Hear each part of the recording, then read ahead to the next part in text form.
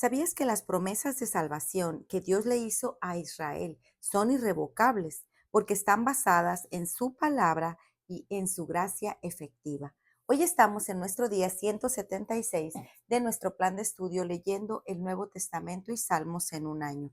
Oramos juntos. Gracias te damos, amado Señor, en este día. Padre, te pedimos que nos ayudes en esta lectura. Guíanos a través de tu palabra, ilumina nuestras mentes, enséñanos a meditar diariamente en tu palabra. Pon ese deseo en nuestros corazones. En el nombre de tu Hijo amado Jesucristo te lo pedimos y decimos amén. Romanos 9. La elección de Israel. Digo la verdad en Cristo, no miento, dándome testimonio mi conciencia en el Espíritu Santo, de que tengo gran tristeza y continuo dolor en mi corazón, porque desearía yo mismo ser anatema, separado de Cristo por amor a mis hermanos, mis parientes, según la carne, porque son israelitas a quienes pertenece la adopción como hijos, y la gloria, los pactos, la promulgación de la ley, el culto y las promesas, de quienes son los patriarcas y de quienes, según la carne, procede el Cristo, el cual está sobre todas las cosas. Dios bendito por los siglos. Amén.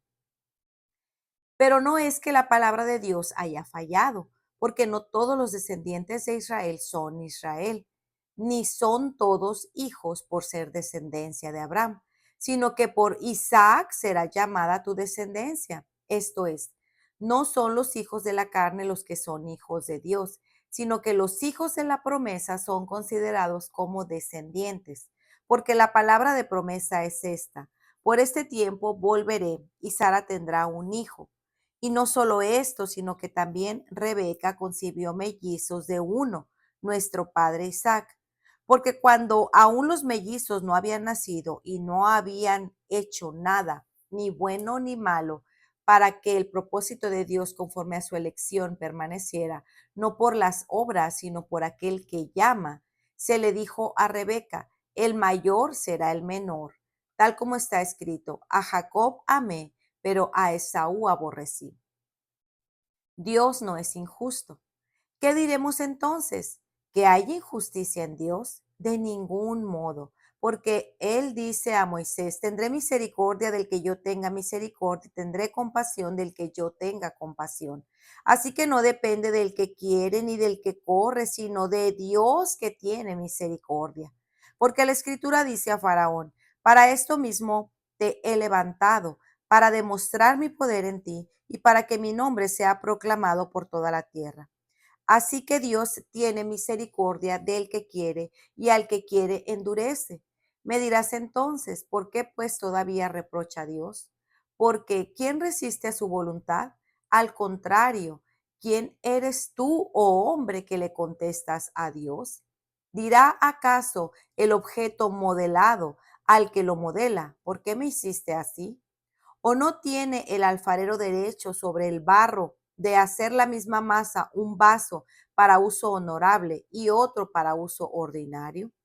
Y que si Dios, aunque dispuesto a demostrar su ira y hacer notorio su poder, soportó con mucha paciencia a los vasos de ira preparados para destrucción, lo hizo para dar a conocer las riquezas de su gloria sobre los vasos de misericordia que de antemano Él preparó para gloria, es decir, nosotros, a quienes también llamó, no solo de entre los judíos, sino de entre los gentiles, como también dice en Oseas: a los que no eran mi pueblo llamaré pueblo mío, y a la que no era amada, amada mía. Y sucederá que en lugar donde les dijo: ustedes no son mi pueblo, ahí serán llamados hijos del Dios viviente.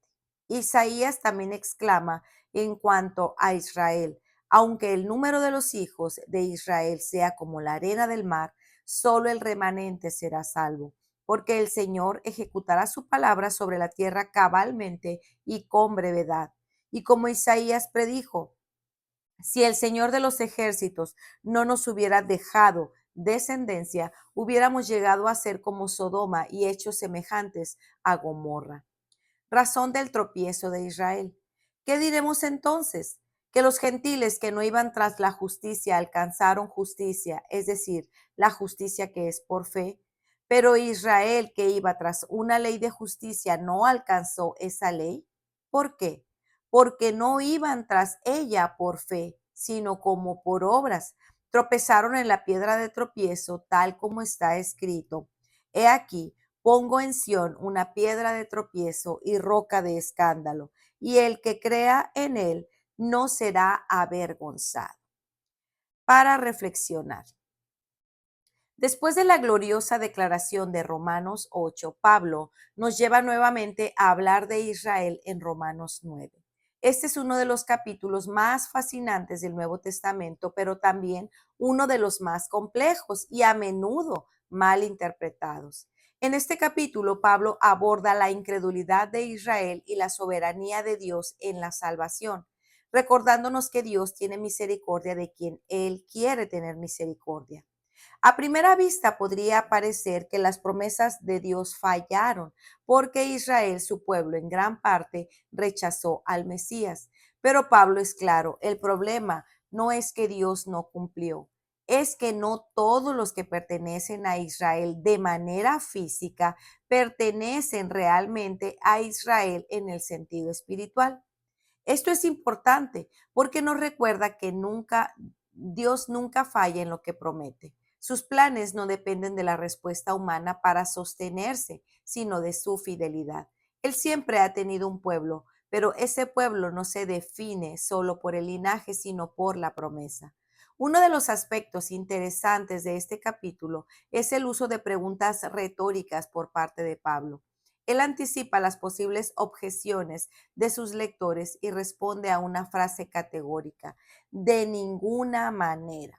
Esta expresión, que aparece repetidamente en Romanos unas 10 veces, es la negación más enfática en griego.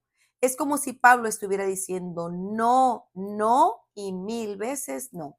Este lenguaje nos transmite la firmeza con la que Pablo defiende la soberanía de Dios y la seguridad de nuestra salvación en él. Pablo no solo responde a preguntas, confronta nuestra manera de pensar, porque naturalmente queremos entender a Dios bajo nuestros propios términos. Pero este capítulo nos recuerda que no somos nosotros quienes juzgamos la justicia, es Dios quien la establece. En cuanto a la incredulidad de Israel, Pablo expresa su profundo dolor.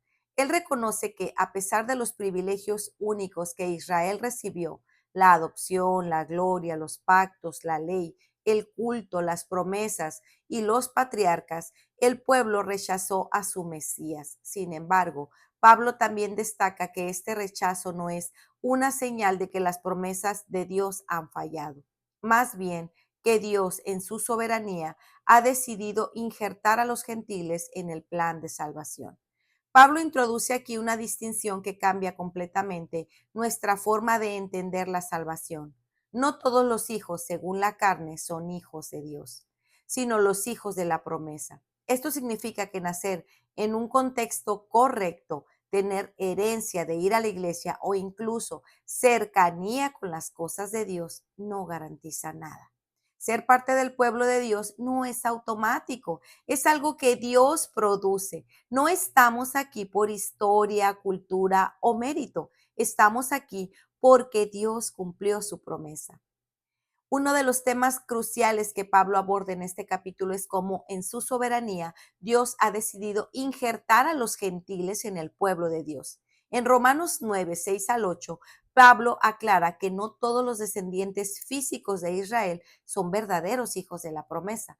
Dios, por su gracia soberana, ha extendido la salvación a los gentiles, quienes, aunque no eran parte del grupo original de Dios, han sido incluidos por medio de Cristo. La inclusión de los gentiles no es algo que Dios decidió porque Israel falló.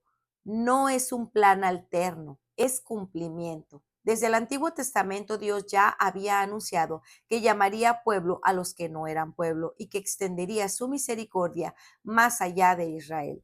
Esto significa que nuestra salvación no es un accidente, es parte de un plan eterno de Dios.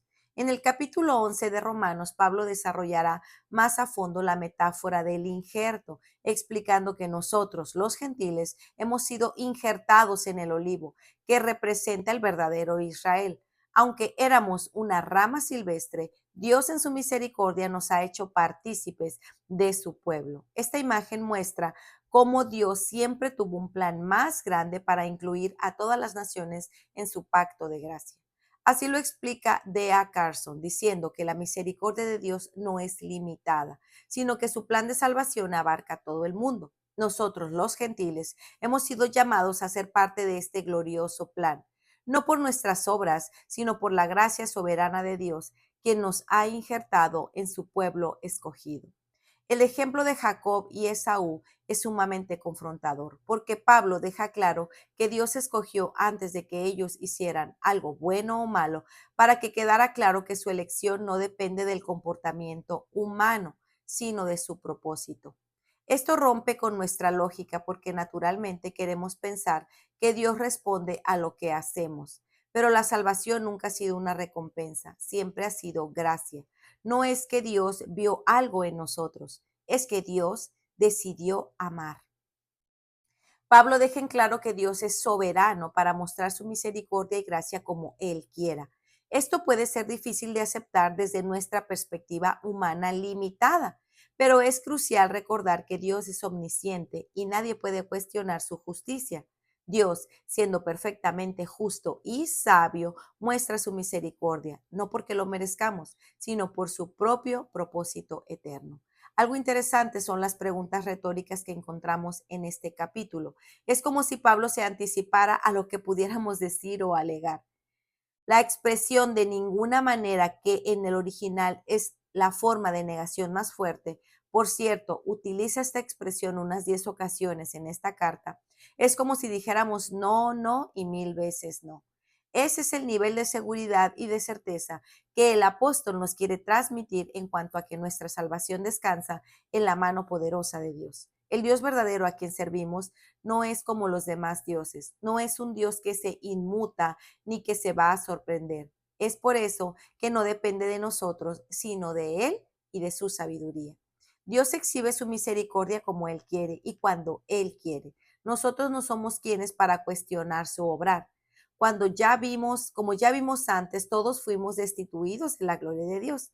Nos cuesta entender esto por lo que vemos de nuestra limitada visión, pero Dios es omnisciente y por lo tanto nadie puede cuestionar su accionar.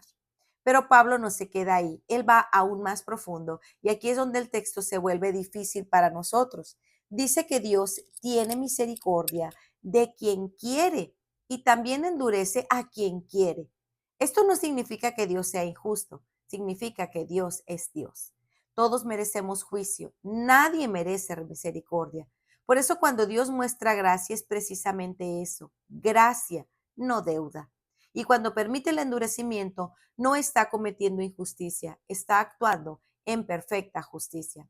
Muchos pueden preguntarse, ¿es justo que Dios elija a unos y a otros no? Pablo responde directamente a esa objeción diciendo que la creación de Dios no tenemos derecho a cuestionar su soberanía. John MacArthur subraya que esta doctrina es difícil de asimilar, pero es esencial para comprender la profundidad de la gracia de Dios. Todos merecemos el juicio de nuestro pecado, pero en Dios, en su misericordia, elige salvar a algunos para demostrar su gloria. Al final, Pablo nos lleva a ver algo aún más grande. Todo esto tiene un propósito mayor. No se trata de nosotros siendo salvados, se trata de Dios siendo glorificado.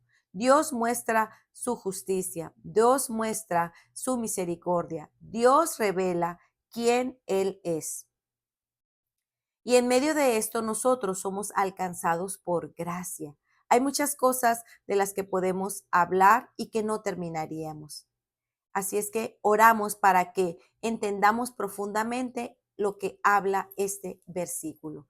Pues muy bien, amigos, este ha sido nuestro día 176. Nos vemos el día de mañana. Que el Señor les bendiga grandemente. Hasta pronto. Bendiciones.